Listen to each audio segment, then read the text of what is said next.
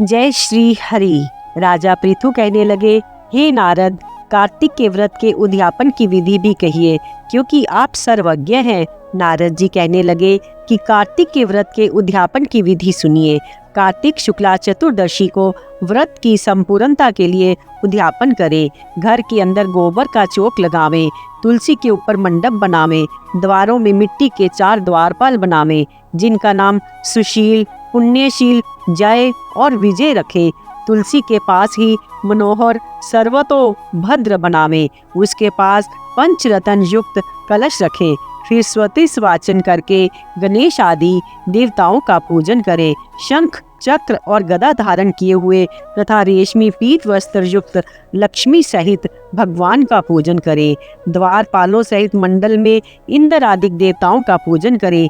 भगवान द्वादशी को जागे, त्रयोदशी को देवताओं ने स्तुति की, चतुर्दशी को देखे गए और पूजे गए, इसलिए चतुर्दशी को पूजन तथा उद्यापन करना चाहिए। सोने की भगवान की मूर्ति बना षोडशोपचार विधि से भगवान की पूजा करें।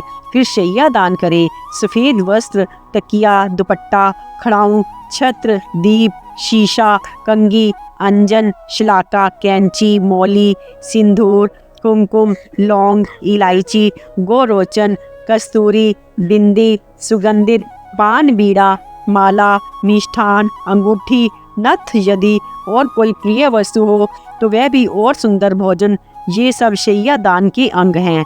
इन सब चीज़ों के सहित शैया दान भगवान राधा दामोदर के नाम से करें, क्योंकि कार्तिक में भगवान का राधा दामोदर नाम ही होता है। स्त्री युक्त ब्राह्मण का वस्त्र आभूषण से पूजन करें। कंचुकी, धोती और जूतों का जोड़ा ब्राह्मण को देवें। सोने, चांदी, तांबे या पीतल के यथाशक्ति पात्र देवें। फिर भीषम पंचक व्रत की समाप्ति के निमित्त चांदी के दीपक में सोने की बत्ती लगाकर दान करें। साथ ही ये प्रार्थना करें कि जैसे भगवान लक्ष्मी नारायण की शैया सुनी नहीं रहती, वैसे ही मेरी शैया भी सुनी ना रहे। और फिर तिल व खीर से हवन करें। विष्णु की प्रसन्नता के लिए देवताओं का और शांति के लिए कात्यायनी देवी का हवन करें। दक्षिणा देकर ब्राह्मण को प्रणाम करें। फिर देवता, तुलसी और गौ पूजन करें। व्रत के उपदेश देने वाले गुरु की स्त्री सहित पूजा और स्तुति करें। इस व्रत के करने से मेरे 7 जन्मों के पाप नाश हो, संतति स्थिर रहे, मनोरथ सफल हो, देह के अंत में विष्णु लोक की प्राप्ति हो। पूर्णमासी के दिन यथाशक्ति 1 या 30 ब्राह्मणों को भोजन करावें। गौ तथा पूजा गुरु के अर्पण करें। शाक, मूल, फल का दान करें। द्वारपाल, कौवे, बिल्ली, चूहा, कुत्ता, चंडाल, इनको अन्न देवे। फिर हाथ जोड़कर भगवान से प्रार्थना करें, हे भगवान, मेरी संपूर्ण कामनाएं पूर्ण कीजिए, मैं आपको नमस्कार करता हूँ। इस प्रकार प्रार्थना करके भगवान लक्ष्मीपति को अर्घ्य दे और कहे कि हे देवेश, लक्ष्मी सहित अर्घ्य ग्रहण कीजिए। जिनके स्मरण मात्र से तप, यज्ञ, क्रिया थोड़ी सी भी संपूर्ण हो जाती है, इन अच्युत भगवान को मैं नमस्कार करता हूँ। कई भक्तजन भगवान की प्रसन्नता के लिए अपने घरों में दीप माला भी करते हैं।